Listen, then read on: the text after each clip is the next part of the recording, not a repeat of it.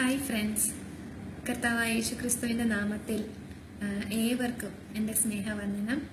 ഇന്ന് ഞാൻ നിങ്ങൾക്ക് ഡെഡിക്കേറ്റ് ചെയ്യാൻ പോകുന്ന ഒരു സോങ് ഞങ്ങളുടെ മമ്മി ഒരു കാലത്ത് ഞങ്ങളെ പഠിപ്പിച്ചൊരു ഗാനമാണ്.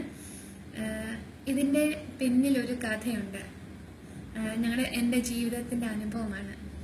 ഒരുപാട് വർഷങ്ങൾക്ക് മുൻപ് മഹാരാഷ്ട്രയിൽ സാംഗ്ലി ഡിസ്ട്രിക്റ്റിൽ മിറജ് എന്ന് പറഞ്ഞ സ്ഥലത്ത് എൻ്റെ പപ്പ കർത്താവിൻ്റെ വേല ചെയ്തുകൊണ്ടിരിക്കുമ്പോഴാണ് ഈ സംഭവം. ഒരു ദിവസം ഞങ്ങളുടെ വീട്ടിൽ ആഹാരമില്ലായിരുന്നു. ആഹാരമില്ലെങ്കിലും ഞങ്ങളുടെ കർത്താവ് ഞങ്ങളെ ഇന്ന് വരെയും നടത്തിയിട്ടുണ്ട്. എന്നാൽ ആ ദിവസത്തെ അനുഭവം എന്ന് വെച്ചാൽ അന്ന് കർത്താവ് ഞങ്ങളെ പട്ടിണി കിടത്തിയില്ല. ആഹാരമില്ലെങ്കിലും അന്ന് വൈകുന്നേരമായിട്ടും ആഹാരം കഴിക്കാൻ വകയില്ലായിരുന്നു. അപ്പം വൈകിട്ട് പതിവ് പോലെ ഞങ്ങൾ പ്രാർത്ഥിക്കാൻ ഇരുന്നപ്പം മമ്മി പറഞ്ഞു, അമ്മ ഇന്ന് ഞങ്ങളെ ഒരു പാട്ട് പഠിപ്പിക്കാം, ആ പാട്ട് പാടി നമുക്ക് പ്രാർത്ഥിച്ചിട്ട് നമുക്ക് ഉറങ്ങാം എന്ന് പറഞ്ഞു.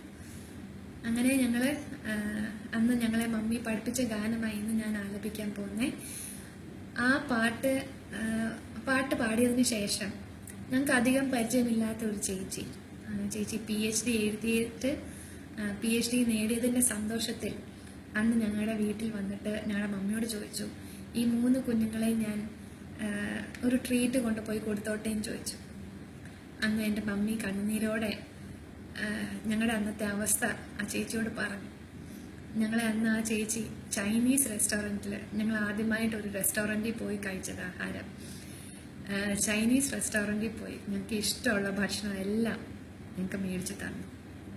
ഞാൻ ഈ സംഭവം പറഞ്ഞത് നമ്മുടെ നമ്മൾ കർത്താവിൽ ആശ്രയിക്കുന്നവർക്ക്, അല്ലെങ്കിൽ കർത്താവിൻ്റെ നാമത്തിന് വേണ്ടി ജീവിക്കുന്നവർക്ക് കർത്താവ് ഒന്നിനും ഒരു മുട്ടും വരുത്തത്തില്ല.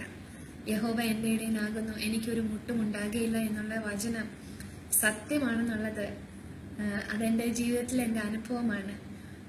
ഞാൻ ഈ പാട്ട് പാടുമ്പോഴും ഇത് ഏവർക്കും ഒരു പ്രചോദനമാകട്ടെ എന്ന് ഞാൻ ആശംസിക്കുന്നു.